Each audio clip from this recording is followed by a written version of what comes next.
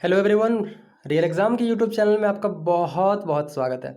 दोस्तों आज हम लोग ना बहुत ही ज़बरदस्त कहानी जानने वाले हैं। वो कौन सा कहानी? तो वो कहानी है इतिहास के सबसे महान शासक सम्राट अशोक की कहानी। आपको पता है सम्राट अशोक के बारे में आप ऐसी ऐसी चीज़ें आज जानेंगे ना कि जानकर आपको लगेगा कि भाई इतना बढ़िया था हमारा प्राचीन भारत। ठीक है, आपने कभी गौर किया है कि हमारा जो सिक्का है या फिर जो नोट में आप जो ये फिगर देखते हैं अशोक स्तंभ का, ठीक है, तो ये फिगर का क्या सिग्निफिकेंट है, क्या महत्व है इसका हमारे लिए या फिर हमारे इतिहास के लिए? इसको बनाया कौन था, कब बनाया था? ठीक है, ये सभी चीज़ें जानकर आपको बहुत ही मज़ा आएगा। इसके अलावा आज आप एक ऐसे शासक के बारे में पढ़ेंगे, सम्राट अशोक के बारे में। इतिहास में पहली बार कोई ऐसा शासक हुआ था जिसने युद्ध का त्याग किया था। क्या किया था? युद्ध का त्याग किया था, मतलब ये लड़ाई लड़ना छोड़ दिया। भाई ये कैसे हो सकता है? सबने तो साम्राज्य विस्तार किया, लड़ करके ना, लड़ करके, काट करके, मार करके एक दूसरे को हराया, फिर उसके साम्राज्य को अपने साम्राज्य में मिलाया, अपने साम्राज्य को बड़ा किया। तो ये कैसे हो सकता है कि इतिहास का इतना महान शासक युद्ध छोड़ सकता है? तो बिल्कुल ऐसा ही हुआ था। कलिंग युद्ध के बारे में हम लोग इसी चैप्टर में पढ़ने वाले हैं। इसके अलावा सम्राट अशोक ने धर्म की नीति अपना लिया था, तो इसके धर्म की नीति को भी हम लोग इसी चैप्टर में पढ़ेंगे। ठीक है, इसके अलावा आपको जानकर ये बहुत ही हैरानी होगी कि हमारा जो भारत था ये प्राचीन काल में सिर्फ अभी जितना बड़ा भारत है, सिर्फ इतना बड़ा ना होकर के इससे कई बड़ा था, बहुत ज़्यादा बड़ा था। जैसे कि वर्तमान में जो हम लोग का पाकिस्तान है, अफ़गानिस्तान है, ठीक है, म्यांमार वगैरह, ये आसपास के इलाके जो थे ना, ये सभी साम्राज्य मौर्य साम्राज्य के अंतर्गत आते थे। तो कितना बढ़िया था ना। चलिए चैप्टर को शुरू करते हैं। दोस्तों आज हम लोग पढ़ने वाले हैं मौर्य साम्राज्य और सम्राट अशोक के बारे में। Welcome you all again on real exam. अगर आप नए हैं तो प्लीज़ चैनल को सब्सक्राइब कीजिए, चैनल थोड़ा सा नया है, थोड़ा सपोर्ट कीजिए। ठीक है, आज हम लोग पढ़ेंगे सम्राट अशोक जो एक महान शासक है। ठीक है, इस कहानी में एक ही कहानी बताया गया है जिसमें बताया गया कि लड़की एक 2000 रुपये के नोट में देखती है अशोक स्तंभ के फिगर को और ये पूछती है कि ये क्या है, कहाँ से आया है। ठीक है, अशोक इतिहास के महानतम राजाओं में से एक थे, ये बताने की जरूरत नहीं है, उम्मीद है। अशोक के निर्देश पर बहुत सारे स्तंभ और पत्थरों पर अभिलेख उत्कीर्ण किए गए। तो मैं आपको बताता हूँ अभिलेख और स्तंभ क्या होता है। ठीक है, स्तंभ पत्थर के या लोहा के हम लोग बनाते हैं, ठीक है, जो पिलर टाइप का होता है, उसमें कुछ कुछ चीज़ें बनी होती है, ठीक है, उसको हम लोग स्तंभ बोलते हैं। अभिलेख क्या होता है? पत्थर या फिर कोई भी ऐसा, मतलब जो थोड़ा सा कठोर सतह है जहाँ पर चीज़ें लिखवाई जाती है। जैसे कि आप हर तालाब या रोड के किनारे देखते होंगे कि ये फलना सांसद के द्वारा रोड का निर्माण किया गया। ठीक है, तो उसी टाइप का कुछ अभिलेख होता था जो लोगों को जानकारी देने के लिए सम्राट अशोक जो है अपने बहुत सारे निर्देश अभिलेखों पर लिखवाते थे ताकि लोग जो है ना जान सके। ठीक है, ये अभिलेख उनके संदेशों को जनता तक पहुंचाने के माध्यम थे। अभिलेखों में क्या होता था? नॉर्मली शासक के संदेश हुआ करते थे जो लोगों तक वो बात पहुंचाना चाहते थे। सम्राट अशोक के जो ज़्यादातर अभिलेख है ना वो प्राकृत भाषा में और ब्राह्मी लिपि में है। ठीक है, तो ये क्वेश्चन बहुत इंपॉर्टेंट हो जाता है क्योंकि कई बार पूछा गया था। आप याद रखेंगे कि ज़्यादातर अभिलेख सम्राट अशोक के प्राकृत भाषा क्या, संस्कृत से मिलती जुलती ही भाषा है, थोड़ी सी अलग है, आसान है, और ब्राह्मी लिपि था। ठीक है, हर समय का अपना अपना एक लिपि रहा है। अशोक मौर्य वंश के एक महत्वपूर्ण राजा थे। सम्राट अशोक किससे जुड़े हुए थे? मौर्य वंश से। हम लोग अगर इतिहास की रूपरेखा तैयार करते हैं तो हमारी शुरुआत होती है कहाँ से? Pre historical period. ठीक है, या उससे पहले पूरा पाषाण काल, मध्य पाषाण काल, नवपाषाण काल, फिर आते हैं हम लोग कहाँ? फिर हम लोग आते हैं प्राचीन काल में। जो प्राचीन काल में हम लोग एंट्री मारते हैं ना, वहाँ सिंधु घाटी सभ्यता। फिर हम लोग पढ़ते हैं क्या? वैदिक सभ्यता। फिर वैदिक सभ्यता से बौद्ध धर्म, जैन धर्म, फिर महाजनपदों का उदय, उसी से रिलेटेड पढ़ते हैं। फिर हम लोग पढ़ते हैं मौर्य साम्राज्य। तो मौर्य साम्राज्य के एक बहुत ही महत्वपूर्ण राजा हुए थे सम्राट अशोक, जिसने मौर्य साम्राज्य को एक नई ऊंचाई प्रदान की थी। मतलब आपको रूपरेखा बताता हूँ। ठीक है, देखिए होता क्या है। चंद्रगुप्त मौर्य मौर्य साम्राज्य की स्थापना करते हैं नंद वंश के अंतिम शासक घनानंद को हरा करके। ठीक है, तो उसके बाद उनका बेटा जो है चंद्रगुप्त मौर्य का बेटा बिंदुसार आता है, इसका पुत्र होता है सम्राट अशोक। तो अशोक जो है मौर्य साम्राज्य को एक नई ऊंचाई प्रदान किया था, मतलब काफ़ी समृद्ध अवस्था में पहुंचाया था। मौर्य काल के बारे में हमें जानकारी जो दो साहित्यिक स्रोतों से मिलती है। किसी भी घटनाक्रम या किसी भी काल की जानकारी जो है हमें किससे मिलती है? तो बात या तो हमें उस समय की जो साहित्यिक स्रोत है, मतलब जो लिखा गया डॉक्यूमेंट से, उससे मिल सकता है, या फिर उस समय की जो हमारे पास पुरातात्विक स्रोत है। पुरातात्विक का मतलब आर्कियोलॉजिकल सोर्सेज, जो खुदाई उदाई करके जो चीज़ें निकाली जाती है ना, उससे हम अनुमान लगाते हैं। जैसे कि हड़प्पा सभ्यता का पूरा जानकारी हमें पुरातात्विक साक्ष्यों से मिलता है, क्योंकि वहाँ के जो साहित्यिक स्रोत है उसको पढ़ा नहीं जा सका है। क्यों? क्योंकि हड़प्पा सभ्यता की जो लिपि थी ना उसको हम लोग जान नहीं पाए हैं। ठीक है, अगर हम लोग उसकी लिपि को जान लेंगे ना तो हड़प्पा सभ्यता जो है प्री हिस्ट्री से निकल करके वो प्रोटो हिस्ट्री से निकल करके वो हिस्टोरिकल पीरियड में आ जाएगा। ठीक है, क्योंकि आपको पता है कि प्रागैतिहासिक काल प्री हिस्ट्री, आध ऐतिहासिक काल जिसको बोलते हैं प्रोटो हिस्ट्री, और ऐतिहासिक काल जिसको बोलते हैं हिस्टोरिकल पीरियड। इन तीनों में क्या डिफरेंस है? प्री हिस्टोरिकल पीरियड जिसको बोलते हैं प्रागैतिहासिक काल, इसका मतलब होता है कि एक ऐसा समय जहाँ की जानकारी के लिए हमारे पास ना तो लिखित साक्ष्य है और ना ही हमारे पास पुरातात्विक साक्ष्य है। प्रोटो हिस्ट्री जिसको बोलते हैं आद ऐतिहासिक काल, ये काल इसको डिफाइन करता है कि जिस समय हमारे पास लिखित स्रोत भी है और पुरातात्विक स्रोत भी है, लेकिन लिखित डॉक्यूमेंट्स को पढ़ा नहीं जा सका, जैसे कि हड़प्पा सभ्यता इसी में आता है। क्लियर है? इसी में आता है। इसके अलावा हिस्टोरिकल पीरियड क्या होता है, जिसको हम लोग बोलते हैं क्या, ऐतिहासिक काल। तो हिस्टोरिकल पीरियड जिसको बोलते हैं ऐतिहासिक काल, इसका मतलब है कि इसमें पुरातात्विक साक्ष्य और लिखित साक्ष्य दोनों ही, पुरातात्विक और लिखित दोनों ही डॉक्यूमेंट्स को पढ़ा जा सकता है। ठीक है। चंद्रगुप्त मौर्य के प्रधानमंत्री रहे थे कौटिल्य। कौटिल्य जो नंद वंश के अंतिम शासक घनानंद को हराने में चंद्रगुप्त मौर्य की काफ़ी सहायता किए थे और मौर्य साम्राज्य की स्थापना हुई थी। तो चंद्रगुप्त मौर्य के प्रधानमंत्री कौन थे? कौटिल्य थे। इसके द्वारा लिखी गई एक पुस्तक है अर्थशास्त्र। ये पुस्तक इकोनॉमिक्स का नाम है इसका, लेकिन इसका मतलब ये नहीं कि इकोनॉमिकल टर्म की जानकारी इसमें मिलती है। हमें यहाँ पर चंद्रगुप्त मौर्य और मौर्य साम्राज्य से संबंधित जो शासन व्यवस्था थी, जो उसकी राजनीतिक कंडीशंस थी, इसके बारे में जानकारी यहाँ से मिलती है। ठीक है। दूसरी पुस्तक हमारे पास है मेगास्थनीज द्वारा लिखा गया इंडिका। ठीक है। मेगास्थनीज कौन था? तो सेल्यूकस निकेटर का एम्बेसडर राजदूत था। ठीक है। होता क्या है, देखिए कहानी बताता हूँ। सेल्यूकस निकेटर जब हार जाते हैं किसी चंद्रगुप्त मौर्य से, तब ये क्या करते हैं, अपनी पुत्री के विवाह करवा देते हैं इनसे और मेगास्थनीज को इनके दरबार में भेजते हैं। ठीक है। जो यहाँ पर आकर के यहाँ की तत्कालीन स्थिति को देख करके इसमें अपने ग्रंथ लिखते हैं, जिसका नाम होता है इंडिका। ठीक है। चंद्रगुप्त के शासनकाल में कुछ समय के लिए भारत आए थे। तो दो डॉक्यूमेंट से क्या क्या, चाणक्य का अर्थशास्त्र जिसको कौटिल्य का अर्थशास्त्र कह सकते हैं, और मेगास्थनीज की इंडिका, इससे हमें मौर्य साम्राज्य की जानकारी मिलती है।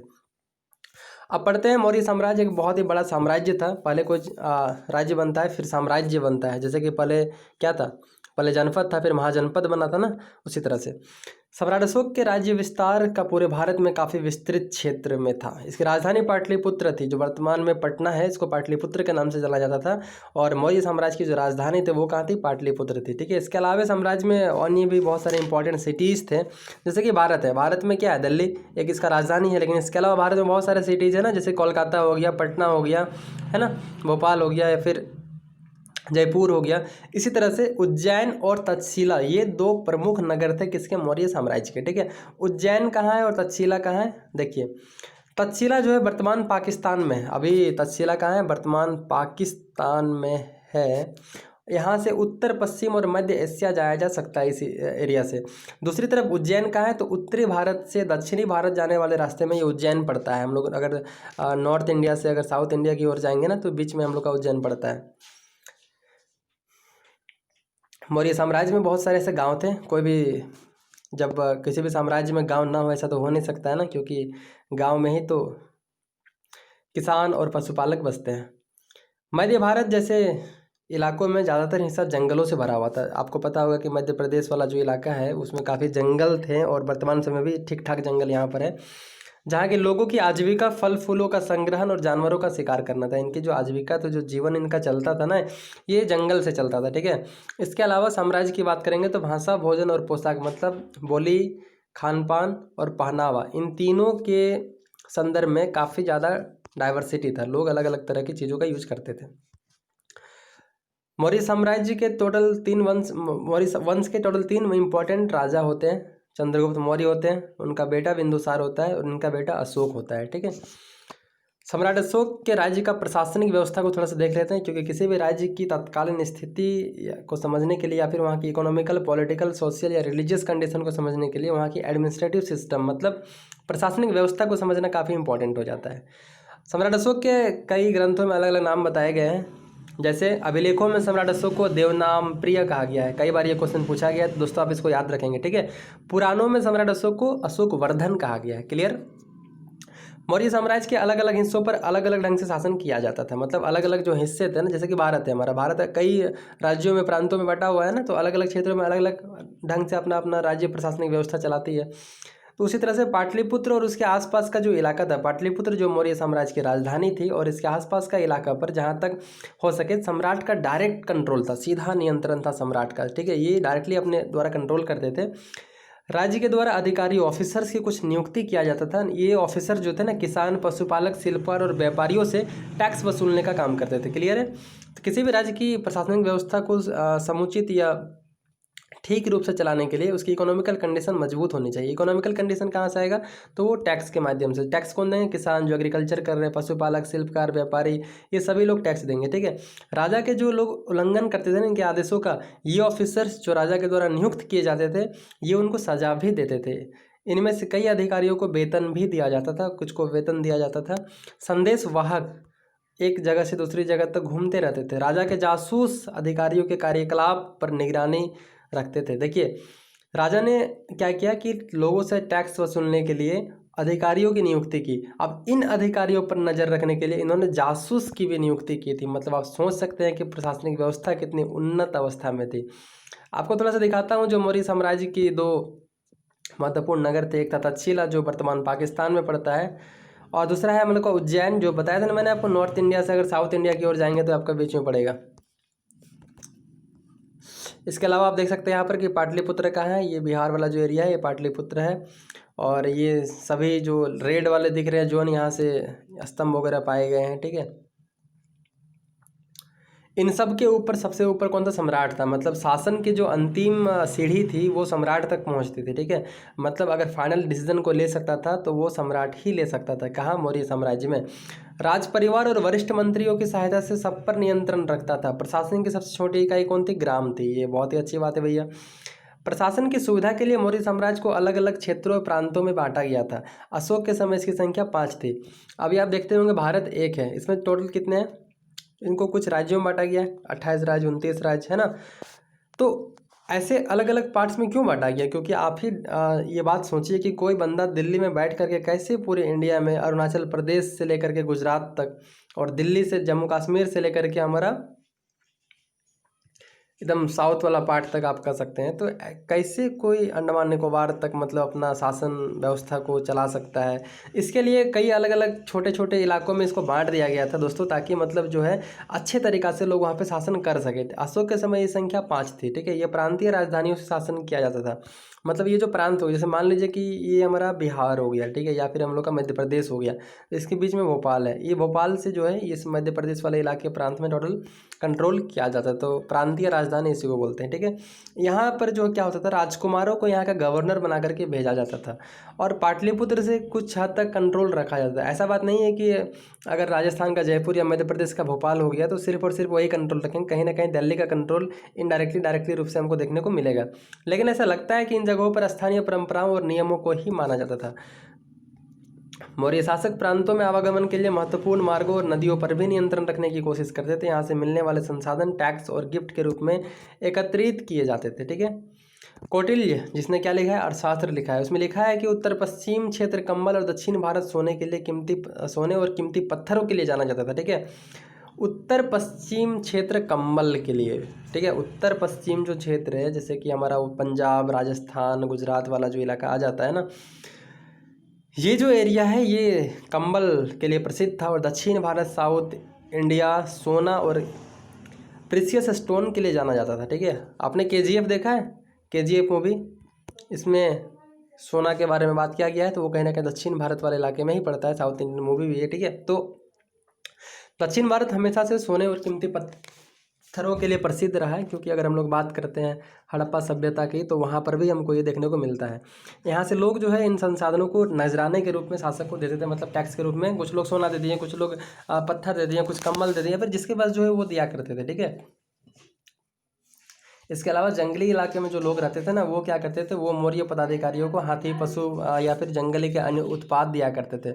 मौर्य साम्राज्य सम्राट जैसे कि अशोक ने 5 प्रांतों में इसको बांट के रखा था, जिसमें से उत्तरापद की राजधानी तक्षशिला थी, अवंती राष्ट्र की राजधानी उज्जैनी, कलिंग का तोसली, दक्षिणापद का सुवर्णगिरी और प्राची का राजधानी पाटलिपुत्र था। तो आप इनको याद रखें क्योंकि एग्जाम में कई बार पूछा जाता है। कलिंग युद्ध जो सम्राट अशोक जो लड़े थे, इसके बाद इन्होंने ज़िंदगी में कसम खाया कि वो ज़िंदगी में कभी भी युद्ध नहीं करेंगे। इतिहास की सबसे स्वर्णिम अक्षरों में लिखे जाने वाली घटनाओं में से कलिंग युद्ध का नाम दर्ज है। और इस कलिंग युद्ध के बारे में और सम्राट अशोक के धम्म की नीति क्या थी, इसके बारे में लोग नेक्स्ट वीडियो के पार्ट में देखेंगे। दोस्तों थोड़ा सा वीडियो लंबा होगा इसलिए मैं अलग अलग पार्ट्स बना रहा हूँ, ऐसा बात नहीं, इसमें भी कर सकते थे हम लोग इसको, ठीक है।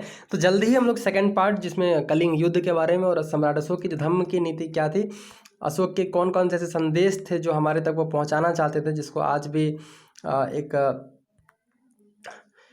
कह सकते हैं कि समाज की चेतना जगाने के लिए बहुत इंपॉर्टेंट समझा जाता है। वो कौन कौन सी ऐसी उनकी जागरूकता या बौद्ध धर्म की ऐसी कौन कौन सी बातें थी जो सम्राट अशोक ने खुद में अपना करके वो राज्य में लागू करना चाहते थे और किए भी थे। हम लोग नेक्स्ट वीडियो में एनालिसिस करेंगे इन सारी चीज़ों का। तब तक बने रहिए हमारे साथ, स्वस्थ रहिए, मस्त रहिए, हंसते रहिए, मुस्कुराते रहिए। फिर मिलते हैं आपके साथ अगले वीडियो में। Thank you.